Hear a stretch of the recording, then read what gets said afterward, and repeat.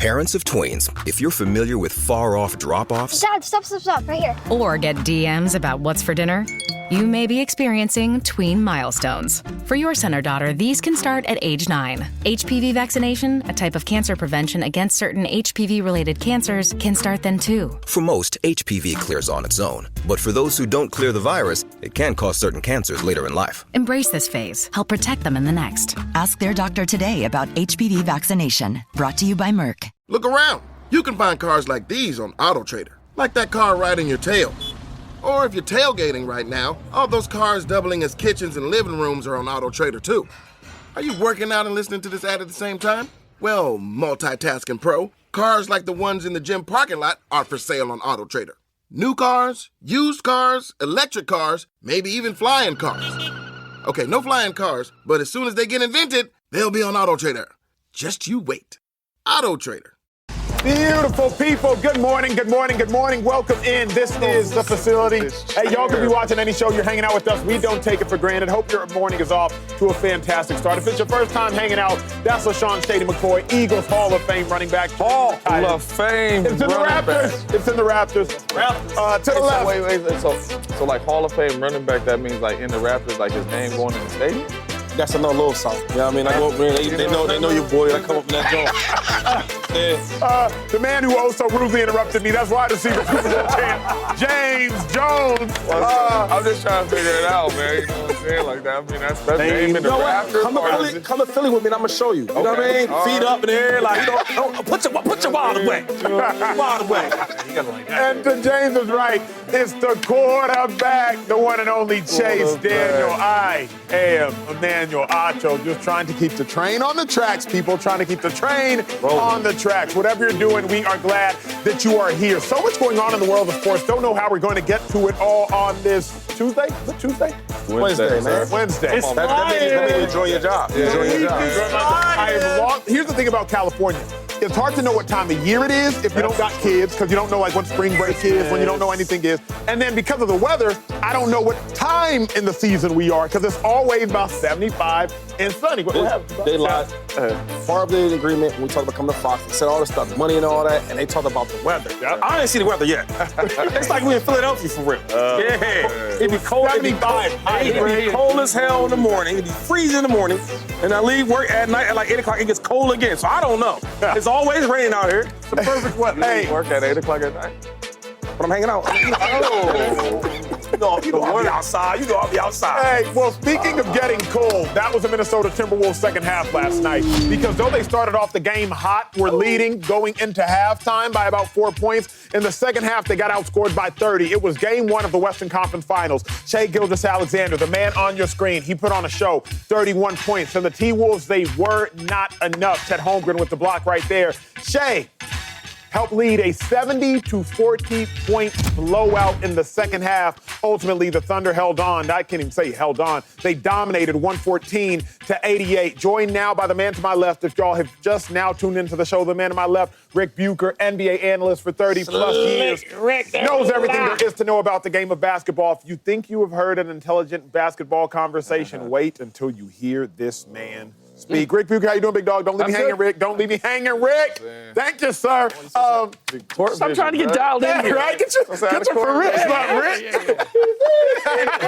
Let's get done with the pleasantries. Let's get to it. James Jones, last night the Thunder, they dominated that game, especially in the second half. What statement did the Thunder make? Oh, man.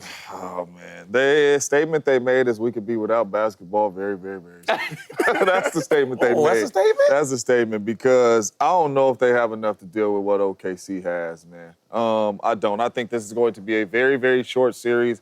I hope Anthony Edwards hears this and he says, okay, I got you. Little fuel to the fire, because this is going to be over, man. You've seen it on the defensive end. They didn't have no answer for Shai. He was getting to the free throw line at will. Whether you think they fouls or not, he's been playing like this all year long. This is what the young fella does. He gets to the cup. But on the defensive end, that's really why they've been the most dominant team all year in basketball, because they really, really defend. And you've seen that in the second half.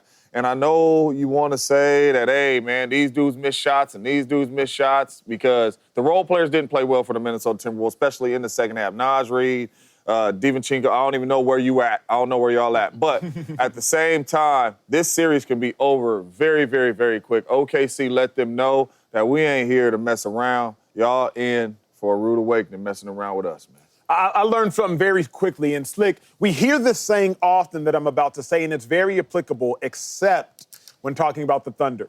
What I learned last night is youth is wasted on the young. The Thunder are not at all wasting their youth. Yep. See, when you hear youth is wasted on the young, that usually implies that the health, the vibrance, the athleticism, when you are young, you don't necessarily capitalize on it because you lack the maturation to take advantage of what your physical body is peaking at. But not the Thunder. Youngest team in basketball, average age of 24. But the Thunder are playing like the more mature team on the basketball court. A significantly more mature game than the Timberwolves playing. Understanding the roles that every one of them has to play and honoring that role. Realizing, hey, you can't get in foul trouble like Rudy Gobert did within the first 3 minutes of the game. So then he had to sit on the bench. Now Isaiah Hartenstein ends up leading the Thunder in scoring in the first half. Understanding, hey, Ant-Man, you can't disappear. Shai Gilgeous-Alexander, he realizes, I can't disappear on my team. Ant-Man, fourth quarter, only took one shot attempt, if I am not mistaken, finished the game with just 18 points. The Thunder are not wasting their youth. And that's what I realized yesterday. Most teams at this age, they wasting it. They wasting it because though they have the athleticism, they have the health, they have the energy, they do not realize this moment should not be taken for granted. The Thunder, though the younger team, are the more educated team. Though the younger team are the more intelligent team. The Thunder, though the younger team, are the team that is gritty. The Thunder, though the younger team, are a team that's more built for the moment. That's the statement they made to me. Yeah. I was having deja vu. Because if you guys remember at the beginning, very beginning of the playoffs, when we saw the Minnesota Timberwolves against the Los Angeles Lakers. And everybody was feeling like, oh, this is either going to be a great series or the Lakers are going to take it. It's Luka and LeBron, and it's too much. And then I saw game one, and I went, oh, this is going to be over quick. And I had the same feeling. Because, in part, Minnesota Timberwolves didn't even play well in game one, and they still won. Oklahoma City Thunder didn't even play particularly well, and they won going away in game one. So I'm just looking for answers for the Minnesota Timberwolves. And it's very simple with the Oklahoma City Thunder. And there was so much about what the Thunder said after the game that struck me. Like, they're feeling the same thing. Mark Daigneault was like, yeah, you know what, we offensively, we really weren't there in the first half, and then we kind of put some things together. Had the audacity to play a Kenrich Williams who hasn't played a minute. I'm going to throw him out there and see what I can get. They're experimenting in this series. If you really feel threatened, come on, man. You don't. Well, he played guys in the first half that it's like if you got played tight to the vest, if you're like, hey, we can't waste a possession, you don't make some of the moves. Yep. And afterward, Shai Gilgeous-Alexander, we kind of was smiling. He goes, hey, you know what? We were kind of rusty, and we shouldn't be. Yeah. But he wasn't. He wasn't upset about it. He wasn't taken aback. He was like, yeah, we're kind of rusty, and we came in, we still blew their doors off. Like, man, I just, that attitude that they have. And by the way, one of the things they're doing, so they're number one in defending the three-point line. Mm-hmm. They're number one in defending the paint. And they basically said to the Minnesota Timberwolves, you guys can beat us from the mid-range? Go ahead and have at it. And the Minnesota Timberwolves didn't even have the recognition to see that that's where the game went and to try to win it there. The difference there is just so dramatic. I wish that we were going to have a tough series. I just don't see the way. Hey, real quick before I answer the question, how much better can they play, though? Because you said offensively, so I'm thinking, because Shai got off eventually, right? He got around his... the second half. Okay. Check played pretty solid, right? He played well again. And Jay Will played solid. He could have played better, too. He only had 19. First half was atrocious. 4 points in the first half. Saying, he finished the box score solid. But I'm hearing you. So when I watched the game, I'm saying, like, how much can they play better? Slick, as you said... Offensively, I think they can who, play. Though? But I'm saying who? Because who? I think Shai didn't play well in the first half. I mean, but he finished strong, real strong. Sure. Okay. No. But so Shai, because he's always going to get his, no matter I would say this, though. It's not the point. It's not if the points would come, when they came. J-Dub only had 4 points in the first half. Okay. Shai only had 11 points in the first half. Isaiah Hartenstein led the team in scoring in the first half. Right. Rather shady than the box score will likely look the same. Right. It could be more evenly distributed. Okay. First half could be a 12-point lead instead of sub-4. They had, 44 points in the first? So they can have 56. Yes, exactly. And then the game is Done. Yeah. So what I was going to say is, Talk to us, I think the statement that the Thunder did make is defense. No matter what's going on, how bad they playing, how bad they shooting, who's scoring, the defense will keep them in the game. And I've seen that. They have a good mixture of size. They have a good mixture of effort. Yep. Right? Everybody's playing that role. From the guards, I got to play big. Whatever it takes, I'm going to do that. And they guard very, very well. But as I watch the game, though, man, like, it's a lot that went bad for the Timberwolves. Now, I don't know you guys don't care about the injury for Ant-Man, but I don't know how severe the injury really is. The ankle injury, playing basketball, kind of makes sense. Might hurt him a little bit. Let's pray it ain't. But as I watched the game, I thought when Rudy was on the court before he got foul trouble, he controlled that paint. So all that mid-range stuff, that was out the window. That's one. Number two is, I don't know why they keep playing SGA's cousin. I guess because it's the Western Finals and it looks good. He can't guard him at all. Yeah. His minutes should be minus because he can't guard him. But you know who can guard him? Who was guarding him in the first half? Do y'all know? McDaniels was guarding. Yep. Swatting the shot and all that. Give me Then foul trouble. Hold up. So I'm getting there. So if he can stay out of foul trouble and play a little smarter, that's a great matchup for me watching that game. Use the dilemma, though. Put a capital eye on it. That's a huge if. I'm just going. That's a huge if. Because everything, all three of y'all is saying is like how great this team is, and I think they are good. Yeah. But like player for player, I would love to take the Timberwolves. And as I look at small things like fouls, right? You can't give SGA 14 free throws though. You can't do it. The team had 21. Shady. You gave him 14. That's what he's been doing, Shady. I understand, but I've James, been there. But James, all I'm saying is we in the playoffs. I'm sorry. We're in the Western Finals. That you've been there before. And I think if you give me half of those, to take 8 free throws, just take the 8 free throws. Take that. You limit the fouls with McDaniels, right? I think Ant-Man's gonna come to play. I don't know how y'all see Ant-Man. He gonna come to play, okay? And then another thing is, as a coach, I watched a coach go out there when they played the Warriors. He said, "Hey, I'm blaming the game one on Ant-Man because he didn't come with that energy." I respected it. Yeah. Now, coach, I'm happy you went up there and you said, "Yo, I blame myself because I didn't get Julius Randle the ball in the second half. He was the only one rolling." And then the last part, and I'm done with the take. Yeah. The bench players from the Timberwolves, I'm taking them before I take the bench players from OKC. And they didn't give me nothing. Dante or Nasri gave me anything. You know what I'm saying? So it's not gonna be. Y'all letting one game and y'all being the prisoners of the moment. Because I can see y'all next game, y'all gonna be with y'all pom-poms. Did you see Ant-Man? I don't want to see that. I don't want to see that. The prisoner I am, and I think the Timberwolves are as well, is of stupidity. Yeah, they play dumb basketball. Because the Timberwolves play an incredibly dumb brand of basketball. Gobert, former Defensive Player of the Year. You can't afford to get 2 fouls in 3 minutes. McDaniels, you have the ability to be a lockdown defender, especially like Shady's talking about on Shea. You can't afford to foul out with 6-7 minutes remaining in that basketball game. And if you get 2 fouls early, now you out the game. The Timberwolves play a dumb brand of basketball. It's not like yesterday was a coincidentally dumb game.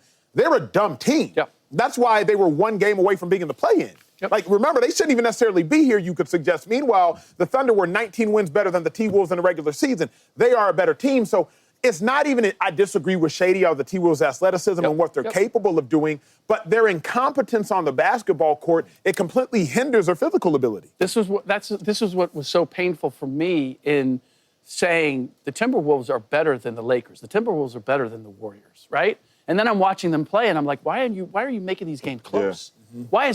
Why is this series more competitive than it should be? And the bottom line is because they only play to their best, I'd say 38, 39 minutes a game. Mm-hmm. And the other 8-9 minutes is dumb basketball. Yeah. You can't afford that. Whatever you think about the Oklahoma City Thunder, how they were playing, they might have a bad possession, or they might miss a rotation. But it happens once, and it doesn't happen the next time. Minnesota Timberwolves, multiple possessions or defensive stands where you go, wait a minute, somebody blew an assignment here. You cannot win in the playoffs, no matter how talented you are. Yeah. You cannot win playing that way. One last thing. It was aggravating for me to watch. I think this coaching message is going to be for going to game 2. Let's limit the fouls because. We talk about McDaniels having fouls, talk about even Rudy having fouls, but Ant-Man had foul trouble too. Yeah. And if you really watch, you keep talking about J. Will had a slow start. You know why he had a slow start? Ant-Man was in his face. Yeah. Right? The same thing you see him kind of with the Lakers, the way they was defending them dudes. So all I'm saying is if you stay out of foul trouble, I love the match with Ant-Man guarding J. Will. And I love McDaniels guarding SGA. Sure. I love that matchup. But the only, I gotta move because we have to focus in. He gotta move, dog. Yeah, Shady lucky. keep talking about. Ant-Man. Because Shady is selling me on a dream, and I'm tired of buying it, if I'm being honest. Oh, you bought it already? I put it in. You know what I mean? I put it in my bid. Shady been selling me on this Ant-Man dream, y'all. And I'm tired of buying the stock in it. No points in the fourth quarter yesterday, but I would suggest a must-win game because the series can be over quickly. James, when you look at the game yesterday, how much blame do you think Ant-Man deserves?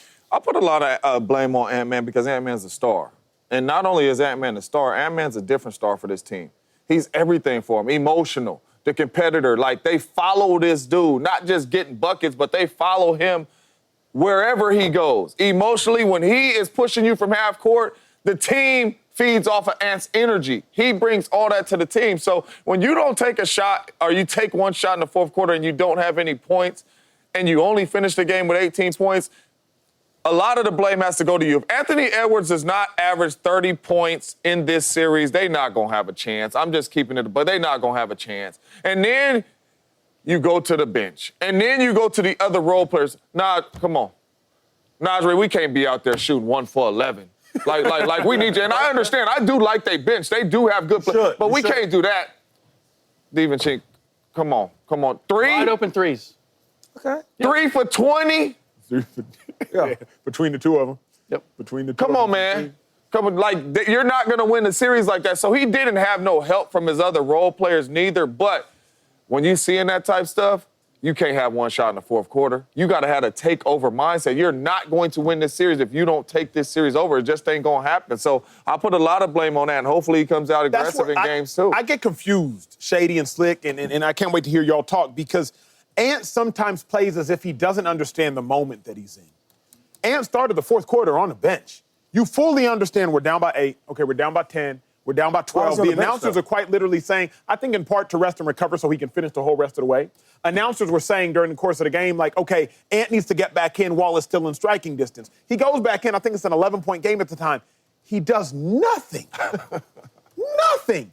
And the reason I'm vexed is I hate when best players try to claim the best playership without being the best player. Julius Randle has outplayed Ant-Man in like 5 of the last 6 games. He's outplayed Ant-Man more than he hasn't in the playoffs. And yet all I keep hearing about from my dog to my left, 2-5, and everybody in the basketball world is Ant-Man. But Randle been better than him. Time after time after time. Not one time, every single time. I have to put the blame on Ant-Man, man. I have to. Yeah, I'm with you. But Ant-Man is the best player on the team. Show it. He's not only the best player on the Please. team, what he gives them is not just what they can't get from anybody else. There's nobody close. Yeah. Right? They don't have another dribble penetrator who can break down defenses the way that he can. And the fact of the matter is, whether it was the ankle or the reason that I'm slow on blaming it all on the ankle is because I've seen Anthony Edwards be strangely passive when you need him to be aggressive at other times when he wasn't hurt. He took one shot in the paint. There was one shot in the paint by him in this game, and it would happen to be the one where he hurt his ankle. But he's so good, he's so dynamic, and maybe because I've seen some of the great players that he's played with turn an ankle in a game and come back and play. And yes, I watched Kobe Bryant in the finals against the Indiana Pacers. I think he had 2 sprained ankles. And Shaquille O'Neal gets fouls out, and he carries them to a win at the end of the fourth quarter and in overtime. I'm sorry, but if we're going to talk about Anthony Edwards the way that we do, I don't think it's unreasonable to expect him to be that kind of player, bad ankle or not. He had, his plus-minus was a -23. That was the worst on the team. And I know what he's capable of, and he didn't come close to giving it to him. So for all those reasons, I have to put a lot of it on Ant, and I'm going to give some to the bench as well. Yeah, I would blame Ant-Man, get some of this blame, right? He's a star player like you guys talked about, and he didn't really deliver in the first game, but it's the best out of 7, man. And I don't want to panic, right? I know a star when I see one. You know what? Y'all looking at one. I know one when I see one. The thing with Ant-Man is like it's a team thing, and his team didn't do well either, right? Everybody was in foul trouble. A lot of times he was on the bench, he was in foul trouble. Another thing is his ankle did. That does matter. I can't tell you his pain tolerance. I don't know that. Y'all don't know that. I know this much. He's going to rehab. He's going to recover. He's going to be back this game, right? And when it comes back, I don't want y'all jump on that train. Another thing is, Reese, we think that he's really, really good, correct? Nas Reed's a good player. Come on, dog. You 0 for 11 from 3? Yeah, I've seen him up and down, too. Shady, trust me. Hold on. I've been where you've been. Like, I'm looking at their talent, and I'm like, why don't you guys play up to your talent? I'm so glad I'm not there now. It's a basketball game. There's a lot of foul trouble, a lot of fouls. A lot of players didn't play because of that, right? Now you can't be as aggressive. I'm just telling you what the facts are. I know, but foul trouble's been a problem for them consistently. You're right. I'm not going to make a case for the Timberwolves like this is my team or nothing like that. All I'm saying is when I watch the team, I love the matchups defensively, right, on both sides. And I think that they have enough to beat the Timberwolves. I mean, they have enough to beat the Thunder. And, like, to be honest, the Thunder play hard on defense. They play hard and they fast, they run. But, like, that stuff don't impress me like that, like it impress y'all. But the Thunder, though, that's what they do, though. They get teams in foul trouble. They attack that basket. The Nuggets are still complaining about fouling Shea. They're still complaining about the foul. He was doing the same to the Nuggets. So I hear you saying foul trouble, but they put people in foul trouble with how aggressive they are, Shady. Did you see how tough it was to score when Rudy was in the game, in that paint? I agree Rudy was a big blow loser, but it's not going to change the way they play. But I'm saying, when he went out the game, now everything's at the cup. Yeah. Reverse layups, all that. So I hear what y'all saying, but I can see the other side of this thing goes. It's one game. Oh, I know. I'm not in the panic mode. If it was an outlier, for example, if I have a bad take, don't throw me away. It's not that. God. But if a quarterback who throws interceptions, then we're going to say, well, that quarterback does what he always does. Shady, you know this. I'll speak your language most fluently. If you had a running back who has fumbling issues, and in the first series he fumbles, I have to panic more because he's known for having fumbling issues. Gobert gets in foul trouble. That's what he does. Against the Mavericks, Luka, you're getting him in foul trouble. McDaniels gets in foul trouble. That's what he does. So while it is just one game, it is a sign of what these people genetically, based upon their basketball type, what they continuously do. That's why I'm not necessarily overreacting, but I do have a heightened sensitivity to watching them do what they always do. I wasn't surprised Gobert got 2 quick fouls. That's what he does. Yep. Look, Cat tonight, he gonna get in foul trouble. Because Karl Anthony Towns gets in foul trouble. That's just what he does. Like, dumb players do dumb things. Also, great players do great things. But speaking of a dumb thing, I don't know if y'all saw this. Slick, even you find this fascinating. Dak Prescott was ranked the 17th best quarterback by Pro Football Focus. Well, you said 17. You said something was dumb. I didn't hear you. Wait, what's dumb? You said something's dumb? Dak was ranked the 17th best quarterback. That's dumb. No, I'm saying, like, wait. I mean, because you hear what he said. You speak English. I'm saying, like, you speak English. He's like, which part of that? Which part of that is dumb? That was a dumb part. I mean, I gotta look at it. Dak Prescott being ranked 17th. Was it disrespectful or not? That's next. Don't forget, check us out every day, Fox Sports Channel. Criteria. Things don't change. Hey, do this, viewers at home. Take your eyes directly to this list in front of you. Most importantly, if you look at the right column and scroll all the way down to what's highlighted in yellow, you'll find Dak Prescott is the 17th ranked quarterback according to PFF. Oh, you like PFF now, right? Who? I mean, they must know some we don't know. Dak Prescott ranked the 17th best quarterback. Bring us on camera, please, because I was confused by this. Dak, you could suggest he's not a top 5 quarterback, fine. If you wanted to say he's not a top 10 quarterback, I'd listen to you. I would. But to suggest he's not a top 15 quarterback, now I'm done. Now you lost me. Now it's disrespectful. I got to ask the quarterback to my left, do you deem it disrespectful Dak is 17th? Hey, the number 4 over there, Shay, do you want to start this off? Because you seem very passionate. It don't matter. It don't matter. Take it. Hey, can we go over here real quick? Go back up real quick. Listen, man. Listen, I heard what they said, but I don't know. Now, excuse me, number 4. Now, this list, what are we talking about? Are we talking about actually getting things done? Are we talking about talent? Let's just go through the list. Because I don't know. You know what I'm saying? Let's do it. But you already know they don't even talk the same language. Okay. Joe Burrow, you know what that's about. Lamar, you know. Josh, come on, stop playing. Jalen Hurts, all we do is win. Jaden Daniels, I know he's young, but y'all know what it is. Matthew Stafford, do I need to say anything else? Who we got here? Justin Herbert. Now, listen. Gets tricky. It's a tricky one, but if I said, hold up, let me get down here. If I said who's more talented? Herbert. Hello? Okay, Jared Goff. All he does things good. Winner. I won in the Rams. I win in Detroit. Get to that 10. Okay, now number 10. Ain't got nothing to say. Gino. Ain't got nothing Now, to say. Gino, let's take Gino right here. Okay, take him We're out. going to sub him out. To the side. Here we go over here. Okay. And we know how you feel about 11. Brock Purdy, even though he might be the last pick in the draft and all that, all he does is win. Got paid. Okay? Jordan Love. If we talking about talent, Dak Prescott, come on, take a seat. Baker Mayfield. We know how you feel Now, about him. he was a bust, and he was lost. Yeah. But now he is found. Baker Mayfield. He's coming around. C.J. Stroud. Forget CJ. Just get to 15 and 16. No. C.J. Stroud. Get to 15 and 16. Y'all know his upside. Yeah. Now, number 15, little man, he's not that good. Let's put him to the side. It is, Oh, my God. Trevor Lawrence, he's god-awful, too. Take it. So look, the guy who ever did this was real close. Real close. So he's real close. That was amazing. And I'm really glad you went. You know what I'm saying? Because the Oh, criteria my God, might we be, needed that. it might be, how talented and what have you done? Gotcha. He's not really the most talented. He hasn't really done much. So let's So say- I get what they're saying. So let's say if it's both. Talent, what Okay. he's done. Talent and what he's done. You got Geno and Justin Herbert in the top 10 over Dak Prescott. That's not. Well, hold up, James Jones. Talented and what have you Well, done? I'm saying, So let's say it's both. so Herbert's a young quarterback, okay? Let's say it's both. And he's way more talented than Dak, right? He's more You talented. play wide receiver. He's more talented. Okay. So what I'm telling you is, I'm more talented. Let me take the talent to do. It depends what you like. Yeah. I'm not saying But Dak has I'm done more.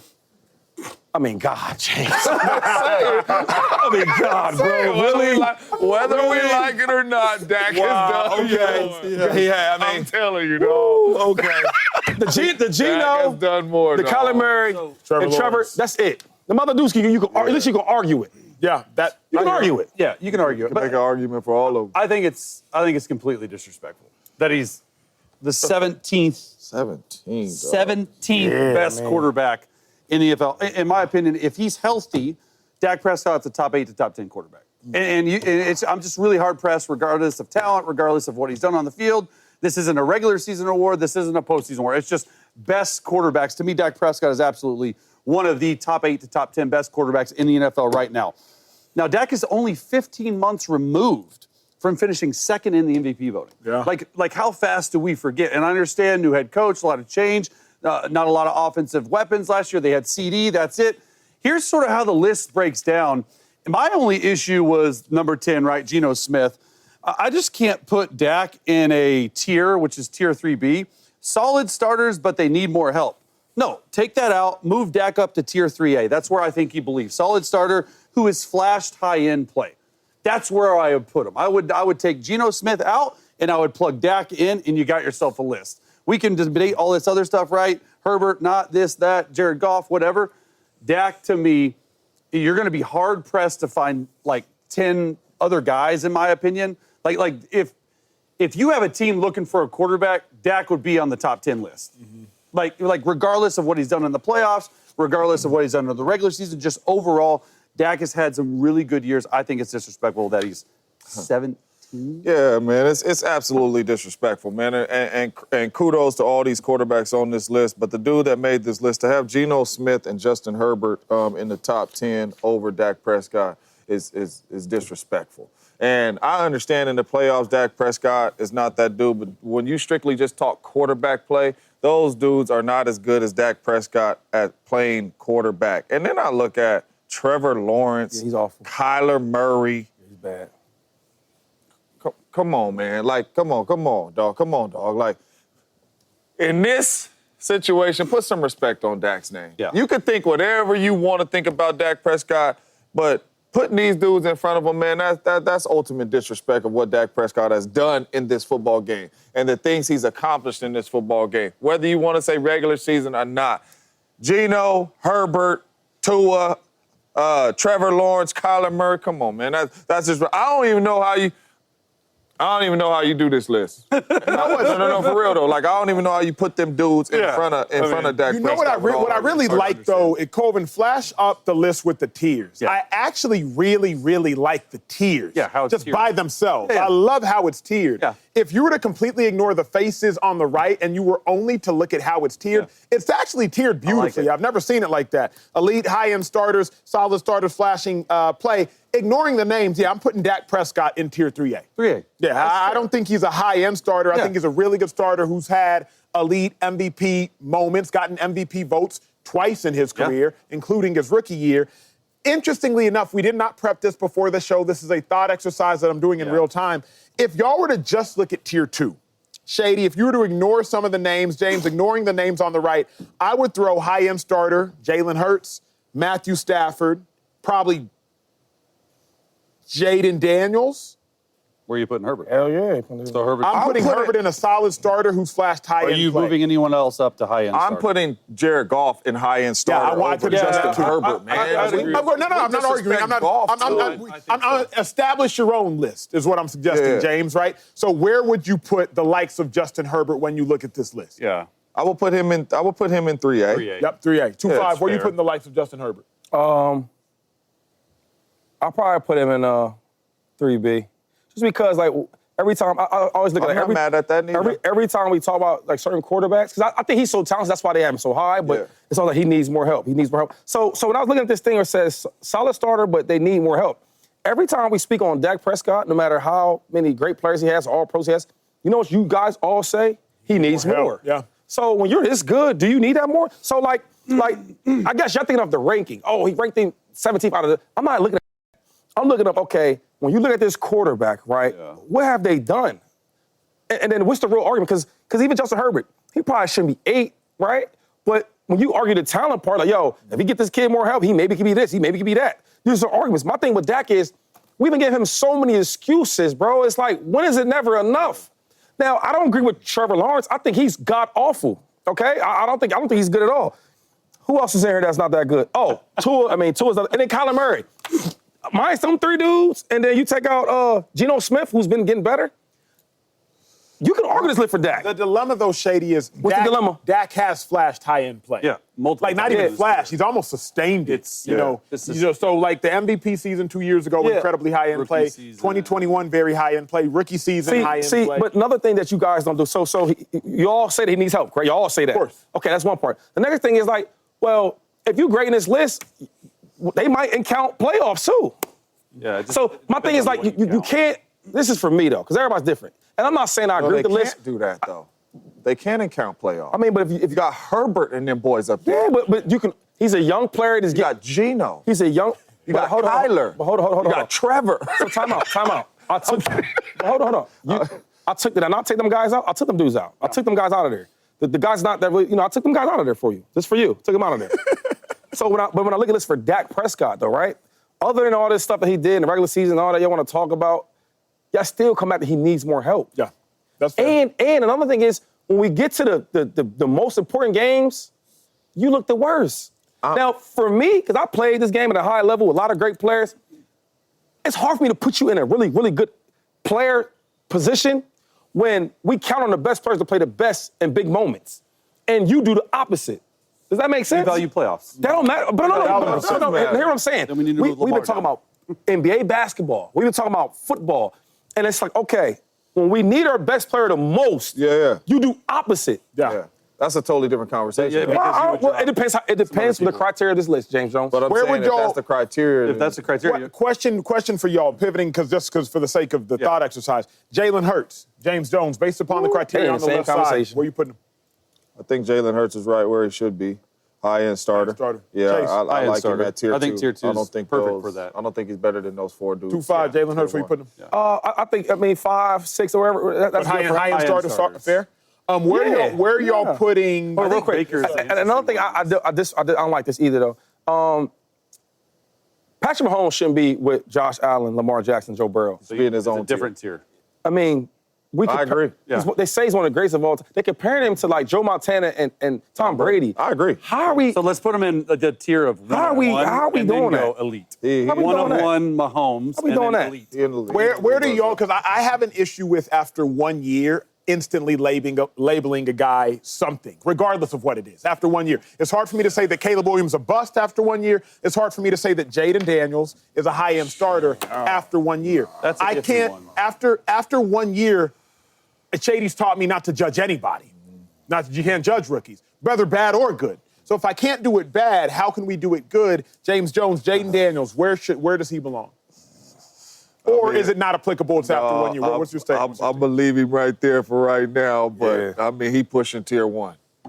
I mean, I don't know what more we need to see. I was with a young dude that stepped in there and named Aaron Rodgers, and we only won 6 games, but we knew, Lord have mercy. Yeah. Good God, this dude is elite. Yeah.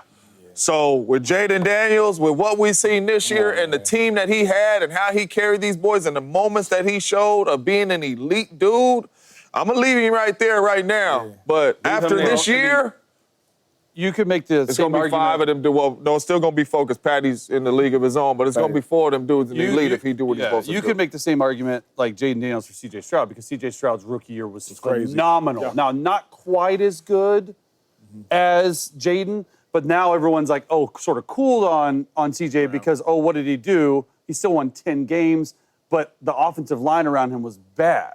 Like, I would almost argue that C.J. needs to be into the solid starters who is flash high in play because the fact he won 10 games last year and what he did his rookie year. So I get in that, like, hey, you don't want to put him too high.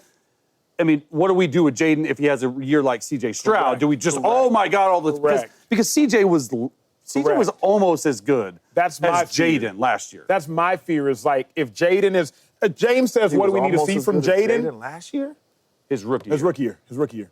James said – you got to put them legs – like – Yeah, you're right. But James, you brought up what do we need to see from Jaden Daniels. To me, it's just consistency. We've only seen 1 year. Like, remember, Deshaun Watson's rookie year, crazy. Right. He was nice. He was nice. But we wouldn't have put Deshaun in the elite category. We wouldn't have put – Why not? After 1 year. Oh, not after 1 year, but I'm just saying, even after his 1 year, the way he played when he was in Houston, you would have put him in that elite conversation. I want to see sustained success. Now, when people got film on you, when defenses have seen you for a little bit, when we got a whole year of tape on you, when we've now scouted you, I just want to see Jaden be consistent. I heard that, but we got to treat him the way that he's playing. So when I say that is, it's rare you see a rookie come in there to a bad franchise and play well. Turn it around. And your team do well. Now, C.J. Stroud looked good last year. He played well. They ain't go to the NFC Championship game.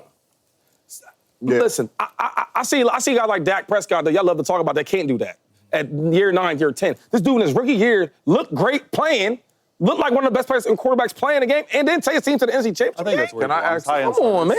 That's hard to do, man. Before we go, because I want to know for the quarterback and kind of get a Raider Nation some hope because Geno at 10. Educate me on Geno Smith. Oh, yeah, Look, I think for Geno, when you look at his years, especially the last 2 in Seattle, he played really well under pressure. That offensive line was really bad. They still won 10 games last year. He's won a lot of games. I would just move him to 3B.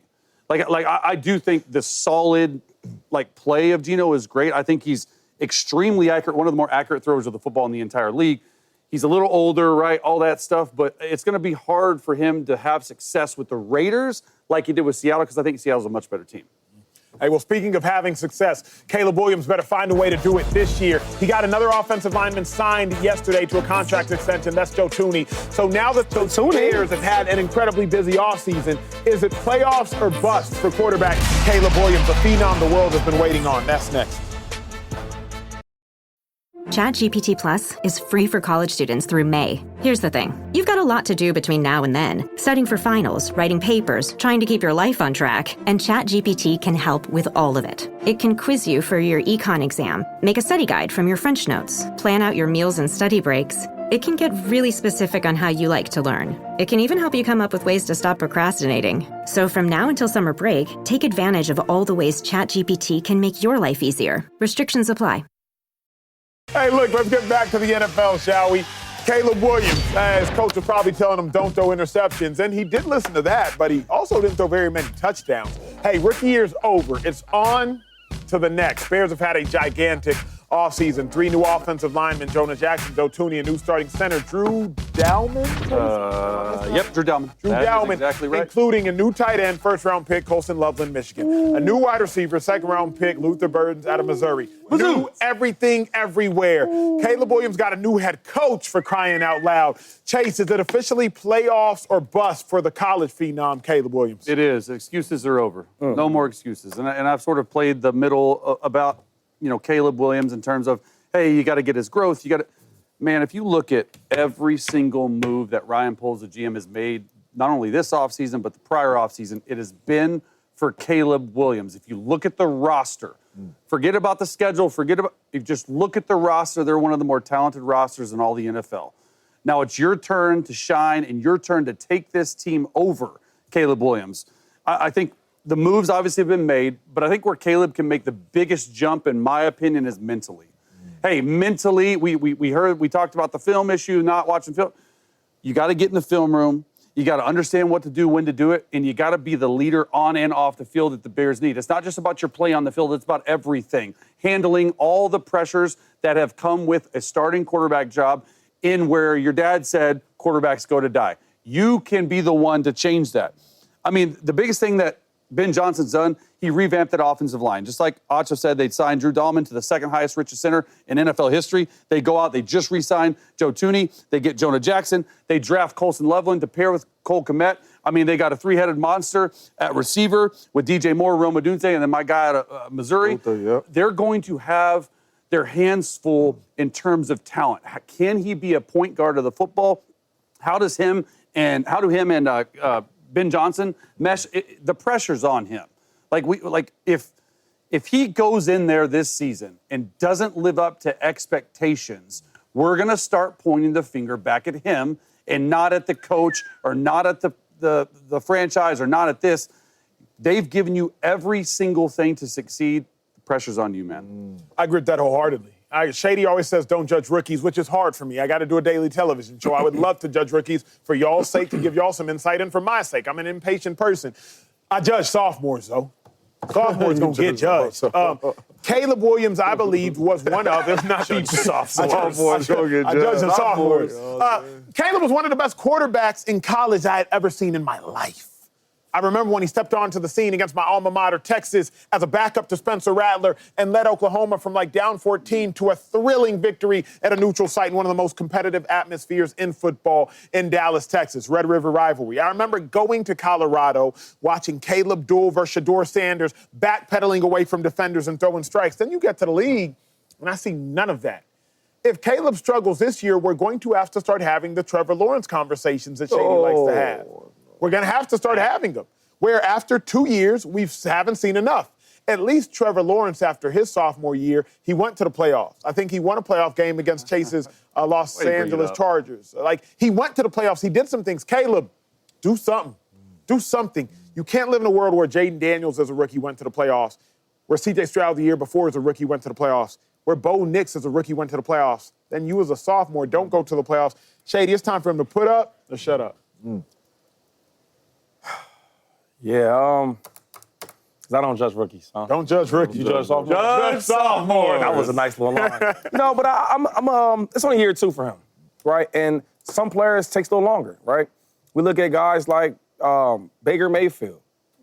I didn't think much of him his first 2-3 years. I didn't, not at all. But look where we are now. I look at guys like Sam Darnold. Chase loves Sam Darnold. It took me a long time to even say good words about him because he played so bad. But eventually, he came around. I think he has a lot of talent, and he got a lot of new pieces, which will help him out. I think his new coach, I think with the new head coach, that's going to help him out a lot. You see what he did for Detroit Lions. But I got to be honest also, too, man. I mean, he got a hard schedule. First of all, and your division is real tough, right? So before you can get to the NFC, other teams, you got a hard – look at the schedule real quick. Y'all messing around, playing around. Okay, the Vikings, we hope they win that game, but that's going to be tough. The Lions, you know what's up with that. Dallas Cowboys, George Pickens over there. Might help Dak Prescott. Dak, it ain't the playoffs, it's regular season, and you know how good he plays in the regular season. Raiders, they should probably win that game, get the bye, get things together. Then Washington, Jaden Daniels, he's an elite quarterback. Saints should win that. Ravens, you know what's going on. Joe Burrow, hopefully. So as much as we want to act like he should just go out there and just kill everybody, this is a hard schedule. So I can't say it's a bust because I look at the duration of his career. and his contract as the number 1 pick overall, his whole contract's guaranteed, correct? Yep, rookies. Yeah. So you got to pay him. You got to pay him some bread. I can't just say a bust if he don't go to the playoffs this year. Yeah, no, I agree with Shady. I'm not ready to say playoffs are bust, but he does got to clear all that up. What's all that up? Sophomore slump. Is he gonna be a Trevor Lawrence? After this year, we got to say this your dude. We got our franchise quarterback. That's what he has to do this year. He has to go out there and play extremely well under Ben Johnson. And if that means playoffs, it means playoffs. If it means shorter the playoffs, it means shorter the playoffs. Because to be honest with you, if they win 10 games in that division, they might not make the playoffs. Come on now. And that's just a true fact. But out of those 10 wins, show us that you're not a Trevor Lawrence. Show us that you have the Chicago Bears in very good hands for the future. The Chicago Bears know that we got our guy. You know what? We probably need to start saving up because eventually we're going to have to pay this man a whole lot of money. Let's start having them talks after this season of you being a legit quarterback. And it might not mean playoffs, but you got to show that. We got to get you out of the conversations of, are you going to look like a Justin Fields? Are you going to look like a Trevor Lawrence? Are you going to look like we got to get you out of those conversations. Let's play well. Let's get you into the conversations of, man, we are in good hands, and we're going to have to start putting some money aside. But even them dudes you're talking about. See, this is the problem I'm having with y'all. You said, I don't want you to be the conversation with the Trevor Lawrences and Justin Fields. I know they got paid, but No, not even paid. They got opportunities, though. No doubt. So when you say a bust. But I'm just saying on different teams, though, they got opportunities. Well, Trevor Lawrence is still with the Jaguars. Making $55 million. So what I'm saying is you can have opportunity. And real quick, I would say, for me, the number 1 pick overall, year 3, I need to see it, dog. I'm going to have a short lease year 3, and if you show me that you the guy, you the guy. You know, year 3, that's too long? The reason I like year 3. So I, before your take, and you said 10 wins in your take, I had wrote down 10 wins, and I had circled it, because I think 10 wins is the minimum for this team. If you go in and you put 15 other quarterbacks in Caleb Williams' spot, given everything that they've been given, they would be a playoff team. Lead that up there real quick. Week 1, what you got? Huh? No, let's get to the team. Okay. Week 1, what you got? At home? Loss. Week 1. Week 2, you got Detroit. Loss. Dang, you starting off 0-2. 2-2. Cowboys. You giving them a dub against the Cowboys. Washington probably lost. Raiders. 2-2. Raiders. 2-2. Okay. Raiders is guaranteed win. Jay. Washington lost. Hater. Saints win. 3-3. Ravens loss. Win versus Bengals. Win versus Giants. Wow. Win versus Vikings. 6-4. Loss versus the Steelers. Loss versus the Packers. Eagles. Well, you beat That's the Eagles. Loss versus the Packers and Eagles. Loss. They beat the Packers one game. They beat the Browns. They lose to the other. They beat San Fran. Hold on, you moved too fast. I think it's 10-7. You're moving That's fast. 10-7. You moving Yeah, fast. you moving real We was working fast. together. What? We was working together. You start sprinting. Oh, yeah. We was working together. The Steelers don't. So you said so loss to the Eagles. So loss to the Steelers, loss to the Eagles, you lost to the Packers, W Browns. And I think W Green Bay the next one. W Green Bay, what San you Fran. crazy. W San Fran. What you giving Detroit? Well, it depends if Detroit's resting starters. And week 18. Everybody's Nah, playing, sir. assume everybody playing. lost. Lost. Is that 10? Okay, let me see what you got. It better be 1, 2, 3, 4, 5, 6, 7, 8, 9 wins you got. Ugh, And you see? scratched and clawed for them. Bengals up get it. there, Packers. So it's one thing to, and that's my whole take, is like, it's one thing to look at the schedule and do that. I'm looking at the roster of the Chicago Bears offensively and defensively, plus the head coach. The head coach is probably good for a win or two in there. Maybe they shouldn't win. If you go out and you put, that list, the 17 lists of Dak Prescott's, if you go and you put 12 other guys in the top 10 of those lists, they make the playoffs. Yeah. And that's my whole take on this whole thing. You have to be good enough, Caleb Williams, to carry your team, because there's going to be some games that they need you to win games. Something else to consider very quickly before we go to break. Jared Goff, only 30 years of age. Jordan Love, only 26 years of age. J.J. McCarthy, only 22 years of age. Young division. If you don't make the playoffs this year, where all those quarterbacks are young, when will you make it? Because those teams aren't getting any worse. Jared Goff seems only like 30. you've been playing forever, right? Remember, Jared Goff was the 2016, 20. I don't know why I thought he was. Yeah. Jared Goff, he ain't that old now. Hey, when we return, the Thunder, they blew out the T-Wolves in Game 1 of the Western Conference Finals. However, was the series over before it even started? Is the series already done after one game? At least one person on this desk thinks so. If you missed the game, we'll catch you up on all things that you missed. That's next episode.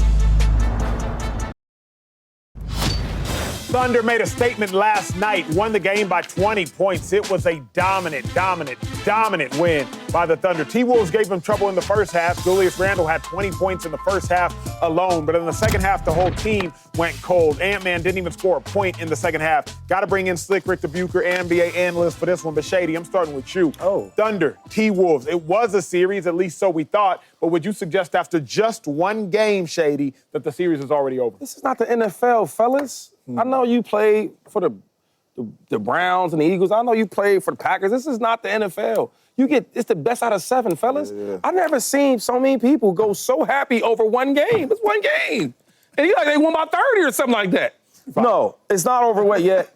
Rudy got in foul trouble, and I think he was controlling that paint. SGA was coming over there doing what he wanted to do. Him or Jay Will was doing what they wanted to do when he wasn't in foul trouble. Another thing, I watched how Ant-Man was guarding Jay Will. You keep saying he had, 4 points a half, 9 points a half? It's the reason for that. Yeah, it's on your shirt. We thought the same thing was wrong with Austin Reeves. What's wrong with him? Ant-Man's what's wrong with him. They play defense. And the last thing, McDaniels, say what you want about SGA having a slow start. Before them fouls start rolling in the first half, I watched the 6'10", right? McDaniels blocking all type of shots on his face. So, for me, I think if they could play smarter and stay out of foul trouble and get Ant-Man fresh going, right? Like Ant-Man gets going and let Randall do what Randall been doing all playoffs, they're going to have a shot. But to say the series is over, gosh, you guys should deserve to be in detention or something like that. Time out, something. Rick, and Slick and you. Yeah, you the one with the big brain and know it all. Yeah, you should know better than that. I don't know what you drawing over there. Currently drawing on a sheet of paper. Would you guys handle this for a second? I got some more. Is he drawing a Timberwolves? I'll help you. This here's a wrap. This here's a wrap. And I don't mean like they're going to get swept, but they might win one game.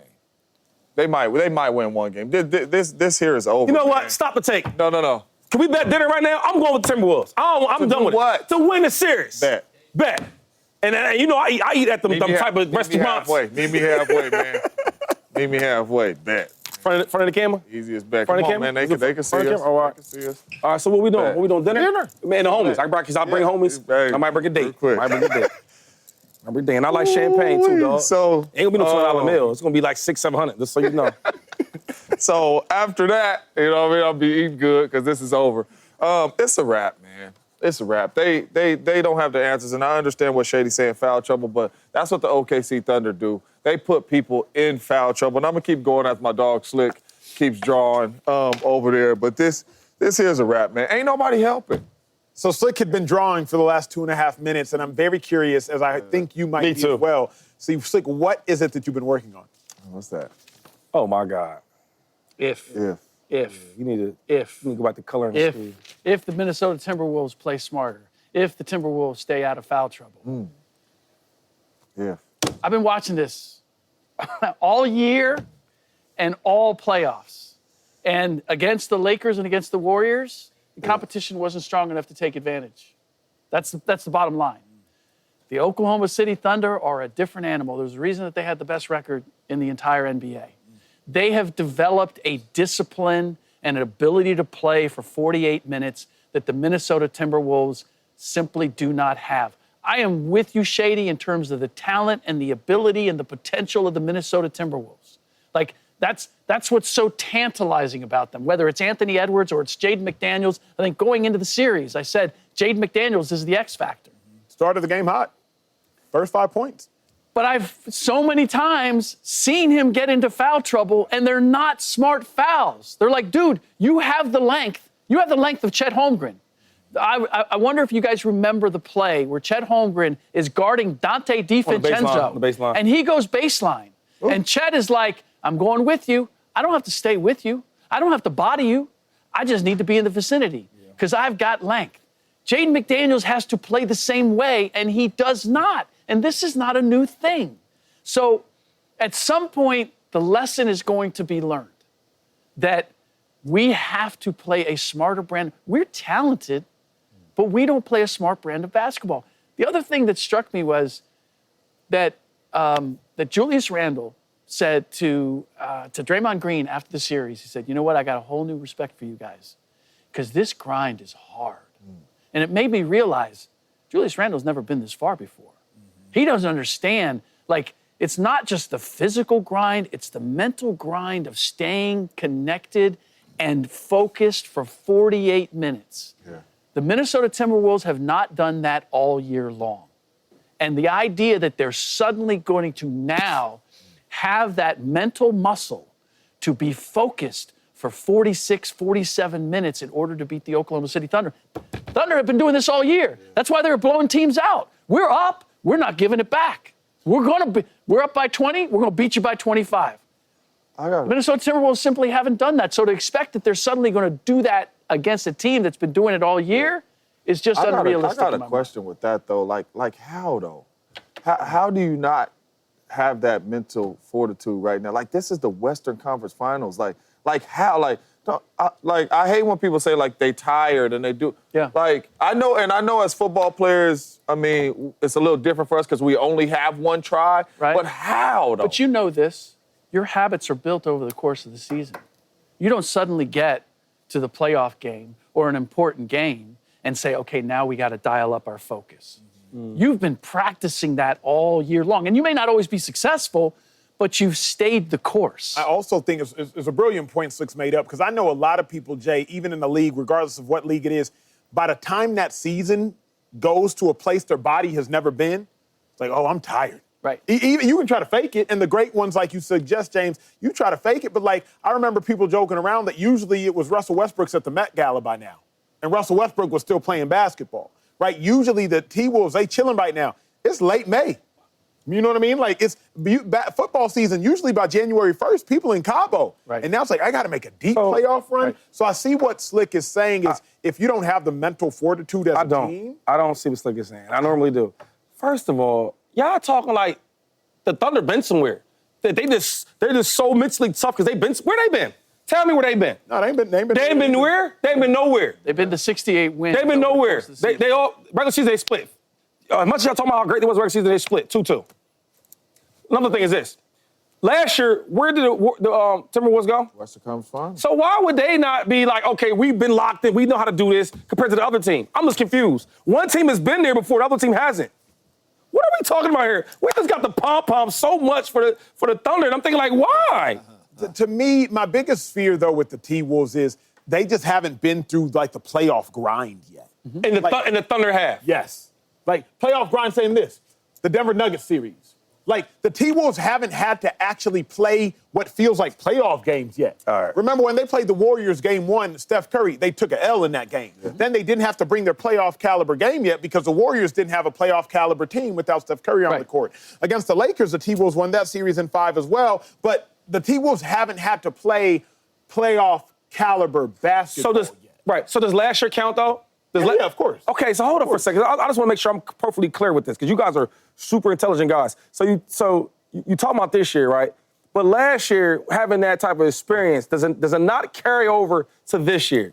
Last year, going to the Western Conference Finals and losing and going through that whole mental grind of the season and winning and getting there, and then getting there this year, that don't have nothing to do with this year? No, it does, but it depends on whether you're taking that as motivation to say, we are going to be more locked in over the course of this season so that when we get to the same place again, we're going to be a different team. Look, when I'm watching a team that plays sloppily all season long, in spite of the talent that they have, the idea that just because they have playoff experience, they're now, it's like we're doing we do this show, right? Like if you're taking segments off, and then we're asking to be locked in every single segment.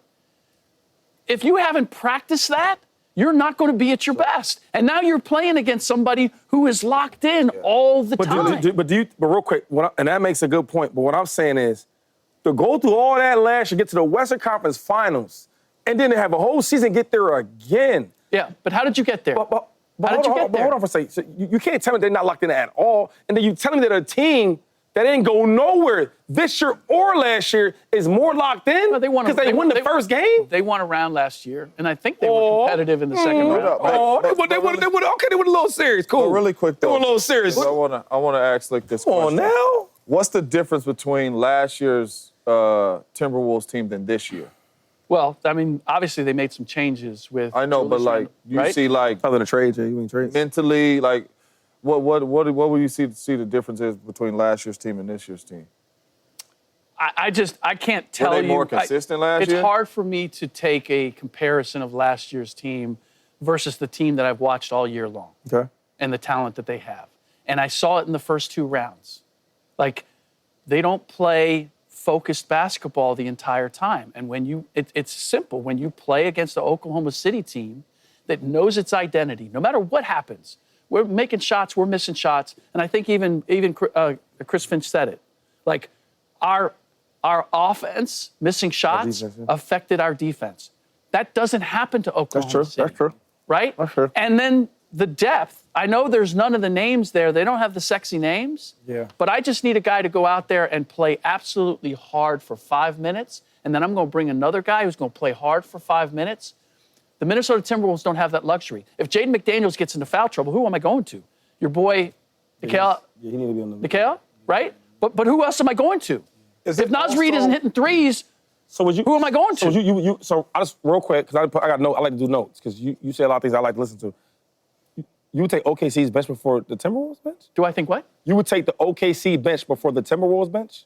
The role players on the Yes. Oh. Yes. Because of the versatility of the bench. Because if one guy, it's not that any one of them, I could say, look, if you're just asking me picking a team, like Naz Reid, might be my first pick. It might be my first pick. But I got 5 guys I can go to. Like Mark Dagnall's got just more cards to play. Yeah. They're not necessarily better. They're just more. So his margin of error is greater. Oh, this card didn't work? I'll go to the next card. Chris Finch goes to Naz Reid. It doesn't work. Okay, what do I go to? I don't have another card. Yeah. That's I mean, I'm just saying, like, I would like to bet on a 6 man a year type player. I would like to do that. I like Dante's a dude that played in the playoffs, that's smart, that Ant-Man say, yo, sometimes I don't know what's going on. And I go to Dante and he just helps me out. Right. So I want to take them guys, though. That's all. And it's like, there's no wrong answer. I just, like, you can play cards. That's cool. I want to play the aces and the deuces. That's what I want to do. So we're going to find out. What game is that? Y'all talking about one game. We'll hey, when we return, A.J. Brown says the Eagles have something to worry about in the Dallas Cowboys now that the Cowboys have made the addition with George Pickens. Do we agree? That's a bold statement that the Cowboys should be worried about? No, we worry about, like, should we fly, like, Friday or Saturday? Not like physical football. This episode is brought to you by Factor. Optimize your nutrition this year with Factor, America's #1 ready-to-eat meal service. Factor's fresh, never frozen meals are dietitian approved, ready to eat in just 2 minutes. Choose from 40 weekly options across 8 dietary preferences like Calorie Smart, Protein Plus, and Keto. Eat smarter at factormeals.com/listen50 and use code listen50 for 50% off plus free shipping on your first box. Factormeals.com/listen50, code listen50. T's and C's apply. Cowboys made headlines, obviously, with that big trade. George Pickens wearing a new number 13 for now. That is behind him, that bad man that is C.D. Lamb. That caught the attention of Eagles wide receiver A.J. Brown. He has some thoughts. Take a listen. Now, we're going to have to worry about him, for sure. Hey, we're going to have to worry about him. No, I like the trade. I do like the trade. I like the competition, you know. And I like George Pickens. I like C.D. Lamb and that collab. You know, and it's gonna be exciting to watch, bro, because all that does is bring the best out of us. So if we know how they coming, we know we gotta step it up. You agree with A.J. Brown, Shady? Should the Eagles be worried about the Cowboys? Yeah, no, he's right, man. Like, I was thinking too, like, yo, like, you know, should we leave on Friday or Saturday? Like, you know, you don't want no air traffic because sometimes, you know, you flying, sometimes there's traffic in the air, and you gotta. They charter a plane, Shady. Oh, you think football? Oh, no. Hell, Shady, stop, relax. Behave yourself, knock it off. I don't think so. I mean, yeah, you got 2 good wide receivers, but, listen, I ain't gonna lie. George Pickens is a beast. Throw that ball, he gonna catch that ball. CeeDee Lamb, you know what he do, all pro every time you see him. No question. But I'm not worried about who's catching the ball. I'm worried about who's throwing the ball. And if there's any question mark about the Cowboys, it ain't the wide receivers. It's the quarterback. And I know y'all want to act like it's a joke and all that, but you can't trust this dude, you know? Now, listen, this is what I'm going to say. If the Cowboys do well and God blesses them, they'll be in the playoffs, right? Yeah. No matter what happens with the Eagles, we're going to be in the playoffs. And once we both in the playoffs, now it's like we don't have to worry about. Because we all know how number 4 get in the playoffs. Wait, I might not. Let me because the viewers might not know. How's he doing in the playoffs? Not good. Not good? sir. Shay, you a quarterback? Not good. Leave him alone. Does he do good in the playoffs? It's back-to-back blocks. So, if AJ's saying about the regular season now, sure. I think worry about the Cowboys regular season because, hey, them wide receivers, Dak, they might do well. But we both get in the playoffs. Do you trust number 4? Leave him alone, dog. Simple as that. Take it easy. I think they should be worried, man. But not legitimately. Wait, hold on, because I see you got to ask these questions. Worried about the regular season or playoffs? Regular season. Oh, yeah, let's worry. Better than that. You got to be worried about regular season. Yeah. Cowboys, to me, might be the most unpredictable team of the 2025 football season. I do not know what the Cowboys are going to look like offensively because they have so many new pieces that are vital pieces to the offense. George Pickens is probably going to be second on the team in receiving yards, probably going to be first on the team in receiving touchdowns. Then in the backfield, you got 3 brand new running backs, of which I'm incredibly fond of, especially the 5th-round pick out of Texas. Offensive line, you have a replacement for Zach Martin. I don't know what the offense is going to look like. Defensively, Micah Parsons has never had to be the exclusive leader of that football team. He's never had to be that. So I don't know if he's going to jumpstart that team completely, or I don't know if he's going to crumble under that pressure. I don't know what that's going to look like. We've literally never seen Trayvon Diggs and Deron Bland, the 2 starting corners, take the field at the same time.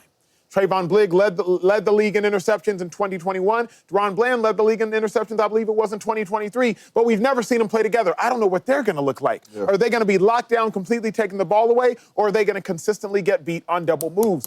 The Cowboys are the greatest enigma of the NFL in 2025. For that reason, I'm worried because I just don't know what they're capable of. Yeah, I agree. I mean, worried to me is a really strong word, but I don't know what other word you want to use. So middle-level worried because they're division rivals. Yeah. Cowboys, they're 5-5 versus the Eagles since Jalen Hurts' rookie season in 2020.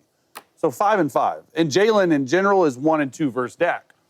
So Dak, when he does play and is healthy, he usually plays decent against the Eagles. Now, the Eagles whooped them last year, 75-13 combined, but Dak didn't play in those games. So when you look at that, and honestly, you should be worried a little bit about the Cowboys receivers and all this stuff. But this just took to me about, like, who's better? And what better way than to do that than just, like, the old school, like, check marks? Because, you know, James Jones likes to go check.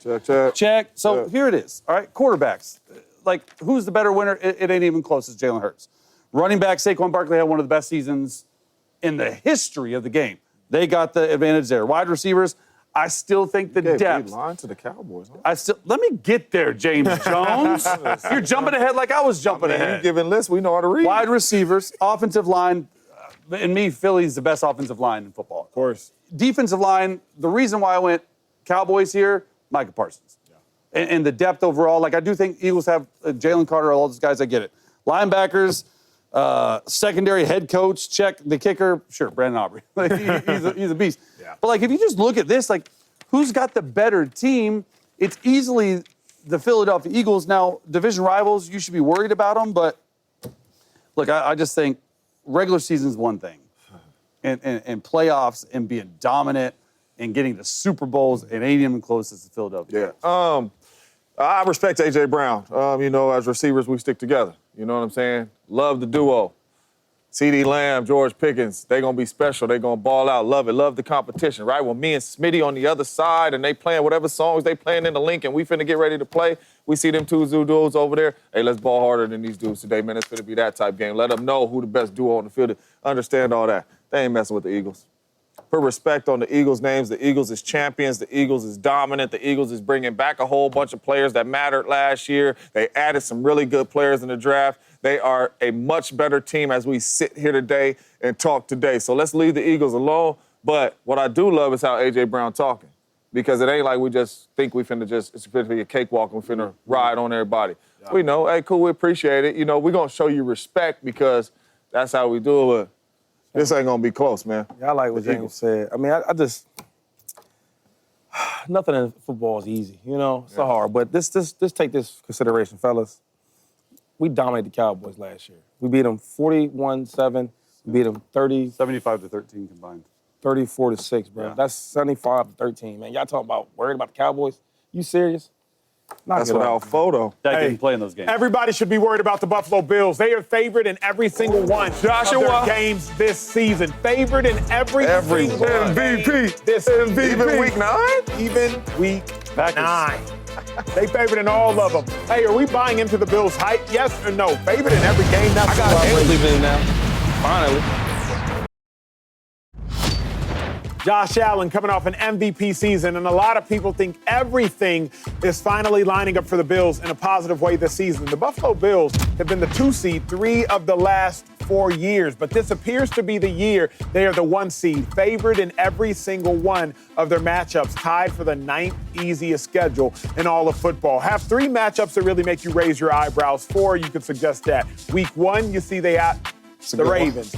Week 9, you see they got the Chiefs. Week 14, you see they got the Bengals. Week 17, you see they have the Eagles. But outside of that, there aren't really too many matchups that even give you cause for pause. Shady, the Bills favored every one of their games. Are you buying the Bills' hype?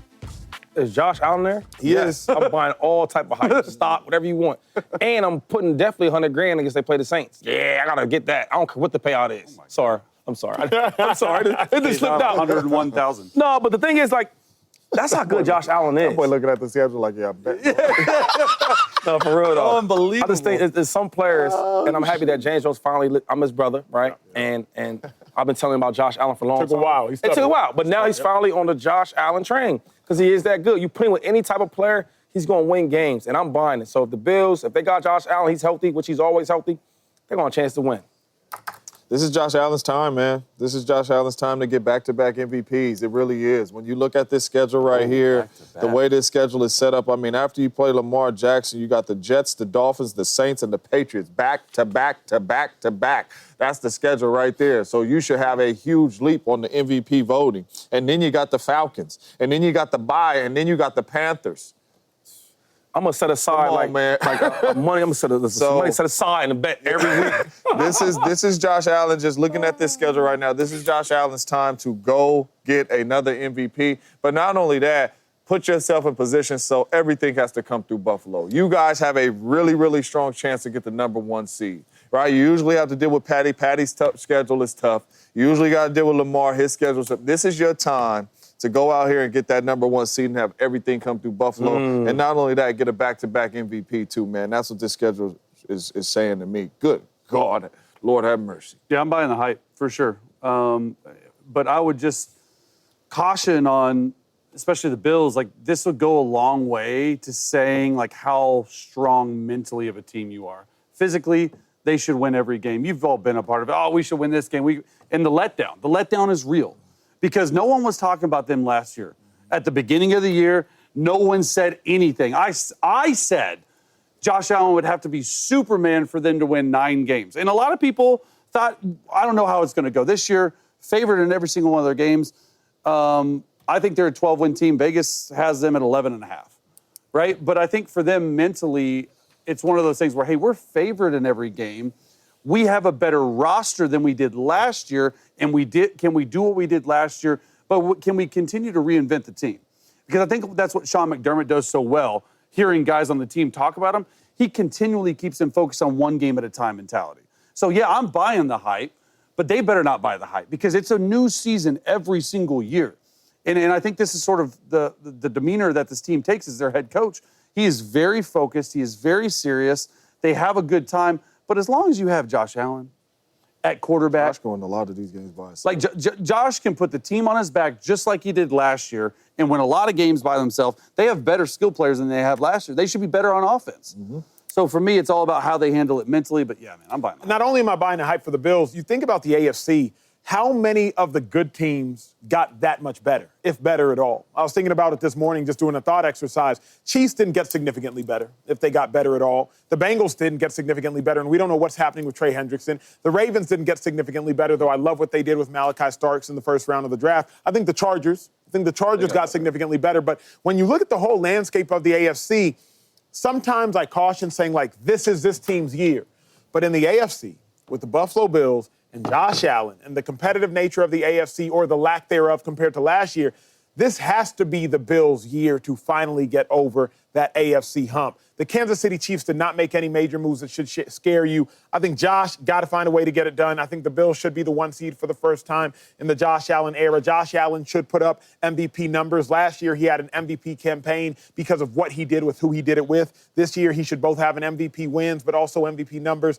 This has to be, in my mind, the Bills' year to finally get over that hump. Got to be that year to get over that hump. Hey, I don't know if y'all heard, tonight we got a Eastern Conference matchup. Pacers, Knicks, game 1. Who has the edge? Joining Rick Bucher at the big board to find out who has the better superstar, who's got the better coach, who's got the X factor. That's all next. Let's go, Brunson.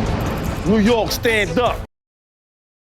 Hey, we've been waiting for this one. Pacers, Knicks, they kick off tonight. Eastern Conference Finals. I know the Knicks have been waiting to win a championship. It's been 52 years. Meanwhile, the Pacers have literally never won one. Shades of 1994, 1995 Eastern Conference Finals matchups. That's what we're getting tonight. Hey, if you haven't been in tune with the matchups, I got Rick here to help educate us. We're going to talk about the coach. We're going to talk about the superstar. Who has the edge in all of these matchups? Rick Carlisle, Tom Thibodeau. Who has the edge from a coaching perspective? Pacers, Knicks.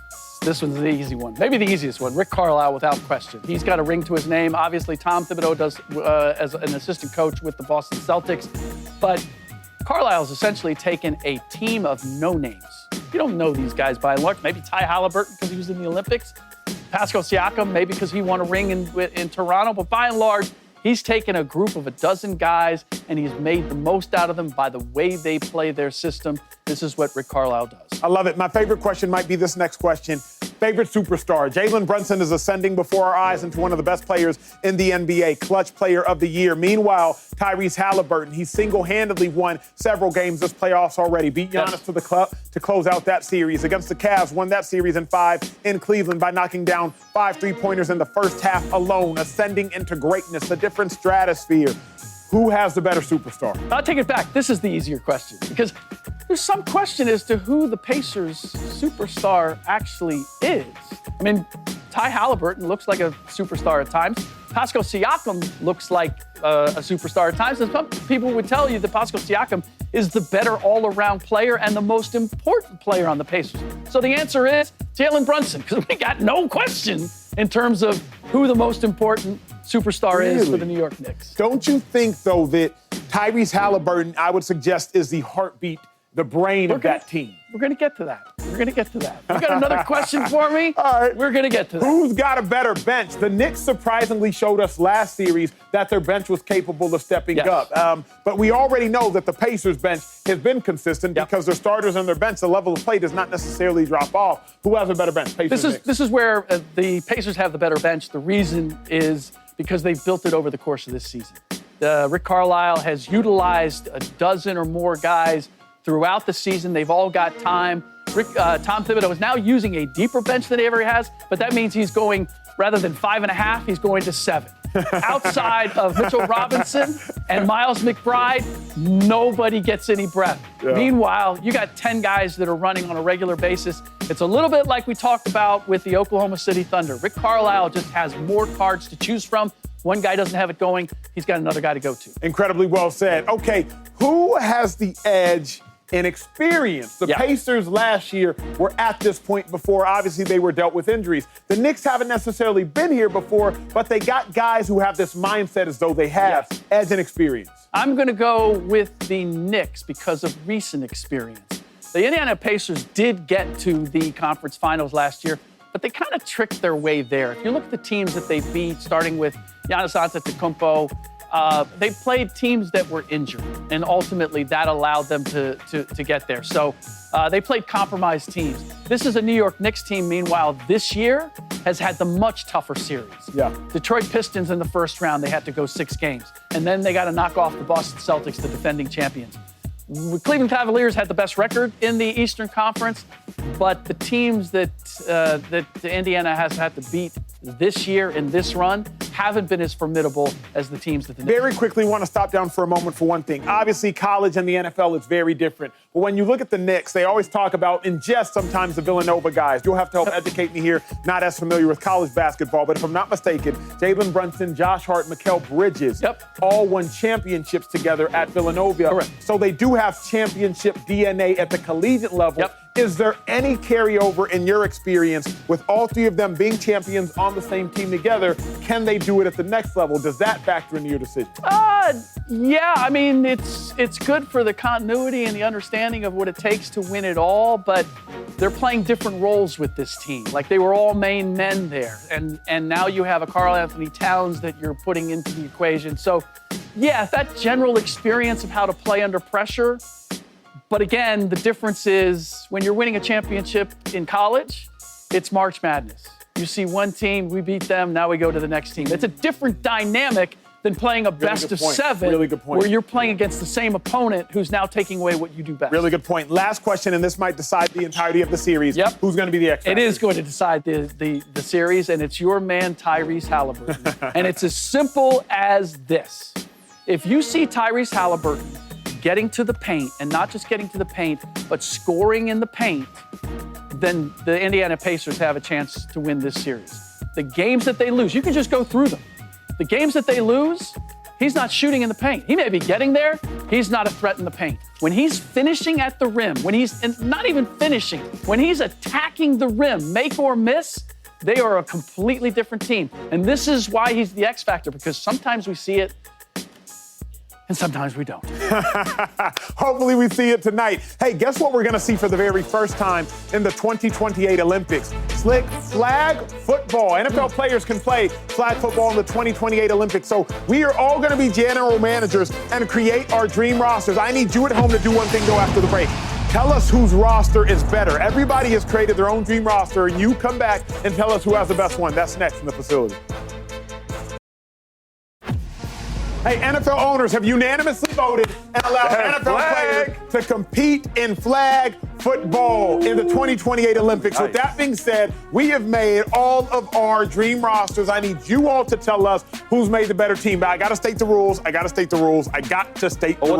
You get a quarterback. Yeah, check. You get a running back. Check. You get a center/receiver because somebody has to toss the quarterback the ball. Then you get 2 wide outs. Nice. So with that being said, 2-5. You the offensive savant, supposedly. Give me your roster, big dog. Not this flag game. Okay. The most elusive quarterback we've ever seen. Lamar Jackson. I play with Michael Vick. If I'm saying I play with Michael Vick, you know what's get out your way, too. Okay, then Jahmyr Gibbs. Oh my God. You talk about fucking speed, make you miss. Oh my God. Okay, and Tyreek Hill. Listen, we don't have Tua throwing you ball. We got Lamar Jackson. You gonna get crazy busy. And then now all these elusive guys, you might need a jump ball dude. Somebody that's like 6'4" to start. That is true facts. Drake London. That is true okay. facts. That's true and facts. then my center, little big, little strong, but he can run routes. Brock Bowser's what we talking about. I like it. That's a solid roster. That's a solid list. Quarterback. Okay, go ahead. I like Lamar, but I took Kyler. You got to have someone that can run, that can pass, that's got to get away from it. You know what I mean? We said this yesterday. I can't go back to Lamar. Got to have Christian McCaffrey. Because he can throw it, he can run routes out of the backfield. You added some color in there? Receiver. I added an exciting white. Got to mix it up a little bit. There you go. We got to have CMC there. And then guys, like for the next 3, I took the best 3 receivers in the game. Like JJ, Jamar Chase, Tyreek Hill. I like Tyreek at center. I don't need size. I need speed. I need elusiveness. JJ, Jamar Chase, those are the best 3 in the game. I like it. All right, so number 1, right? I should be the coach because I win national championships out here in flag. Since we was this little, look at the rings, to being big boys. We can go on the roads, Texas, Florida. It don't even really matter. We wins national championships. Now, starting my roster off. Now, listen here. That's why. At center, you need a guy that's fast and elusive that can run. So at my center is Tyreek Hill. Then, I don't know what countries we playing, but I know they ain't going to be as big as us. So you need dudes that can run and jump balls. Because listen, it's a dude that's 7 yards like this. You ain't got a lot of time to run all these pretty routes. Sometimes you got to throw it up. So I got T. Higgins and I got DK Metcalf, my jump balls. And then Bijan Robinson, right? He could play wide out and running back. Get the ball in his hands, pass catcher. And then my quarterback, man, is Kyler Murray. You need somebody low to the ground. The hardest thing about flag football is, guess what? Pulling the flag. Hey, yo. So when you got it in the helmet, but real quick, it's a little different. You're not worried about reading coverages with Kyler? It's 5 people on the field, dog. Nothing. They play man. Can I show you how it's done, please? Can I show you how it's done, please? In Q, I don't know why everybody's sleeping on Jaden Daniels. I like that. When you talk about being elusive, but more than anything, I need you to be accurate down the field. You chose Kyler. I don't know if I can trust him. My dog, Bijan Robinson, y'all see what it is. You already know what it is with Bijan Robinson. I need Tay. I need Tay because in the event they got a DB that thinks they're going to get up in somebody's chest, I need somebody to route him up. Xavier Worthy, that was my Tyreek Hill comp. He just got fresher legs, less tread on his tires. And then lastly, Mike Evans, that's my center, my jump ball. You need somebody fast at the center. It's a good roster if you switch Xavier and put him at center with the speed, and then put Mike out there. Real talk, yo, you got the worst picks. You got the worst picks. In what world? They all 30 plus. You getting the bronze, dog. They all 30 plus. And then my man, like, he don't even fresh legs. Everybody had all pros but him. Everybody all pros but him, though. They not playing the national anthem, man. They didn't start the game. Hey, when we return, we got to see who made the best defense. Shady just it almost took me off. Who made the best on the other side of the field? That's next. Micah shouldn't be on nobody's team on that defense on flag, man. Why? Because, man, it's a different game out.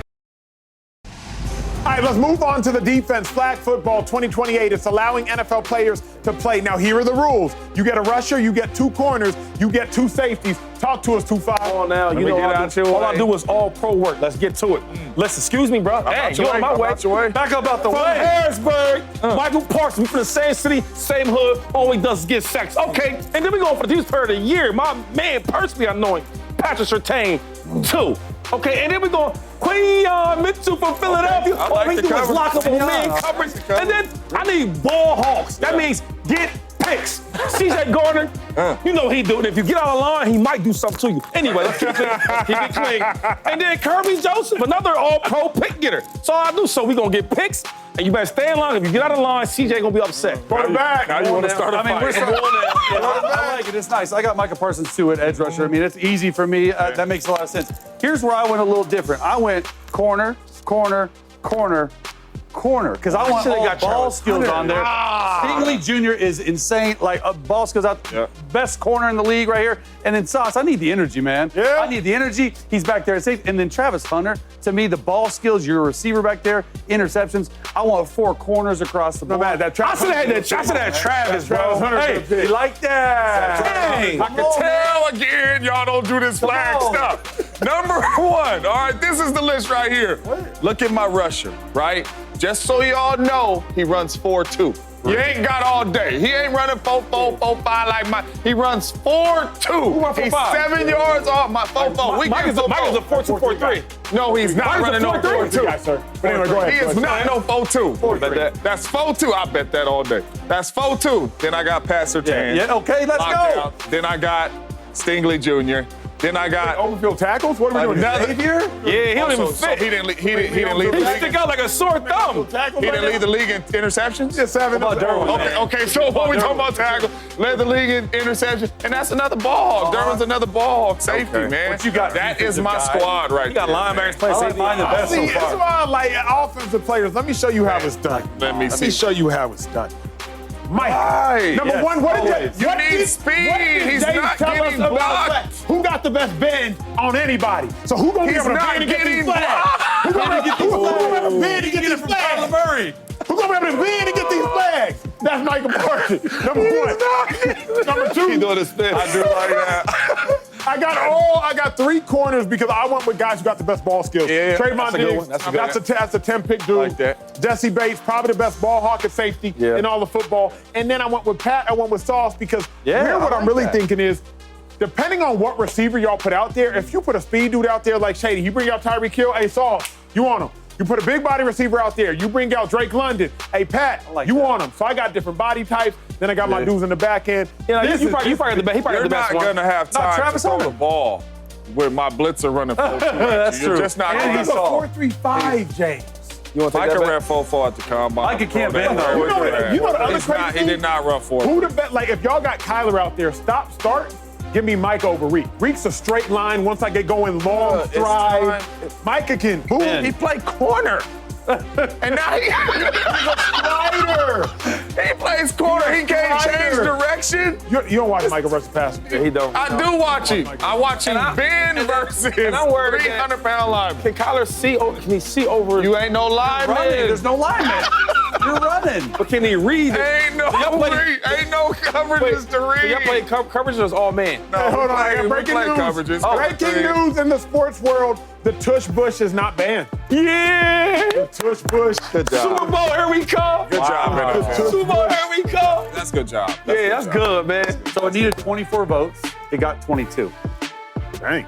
So it almost Not enough. banned. It don't matter. Not enough. 24. It's Not only, enough. it's only Only thing I don't 22 like about the games. I tush agree push, with two things is one, it takes carries and touchdowns from Saquon, and Jalen Hurts keep trying to get my Eagles record. I had real 18, 19 real touchdowns. And he got one more year added to it to crank. But it's all good. It's all I'm a good. team We player. know what you did. Yeah, we know what you did. You know. How you feel about it? Because it was the Name it Packers were the after. main team that was saying, and we're anti.